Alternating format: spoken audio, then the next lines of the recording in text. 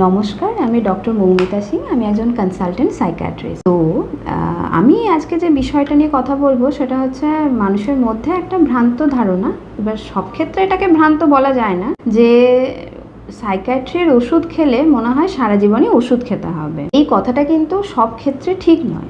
সাইকিয়াট্রির ওষুধ খেলেই যে সারা জীবন খেতে হবে সেটা শুধুমাত্র সাইকিয়াট্রিক মেডিকেশন বলে এই ব্যাপারটা নয়। কিন্তু মানুষটির যে রোগ হয়েছে সেটা কী রোগ, তার সিভিয়ারিটি কতটা, সেটা কতবার ফিরে এসেছে, ট্রিটমেন্টে তার রেসপন্স কেমন, এই ব্যাপারগুলোর ওপরই কিন্তু নির্ভর করে তার ওষুধ কতদিন চলবে বা না চলবে। এবার আপনারা হয়তো বলবেন যে এটা সাইকিয়াট্রিক মেডিকেশনের একটা স্টিগমা, কিন্তু যদি আমরা এখন অন্য ওষুধের কথা বলি, যেরকম প্রেশারের ওষুধ কি সুগারের ওষুধ কি থাইরয়েডের ওষুধ, এগুলো কিন্তু সারা জীবনই খেতে হয়, কিন্তু মানুষ এগুলো নিয়ে খুব একটা কিন্তু প্রশ্ন কেউই তোলে না। কিন্তু সাইকিয়াট্রিক মেডিকেশনের ক্ষেত্রে এই স্টিগমাটা কিন্তু বরাবরই থেকে যায়।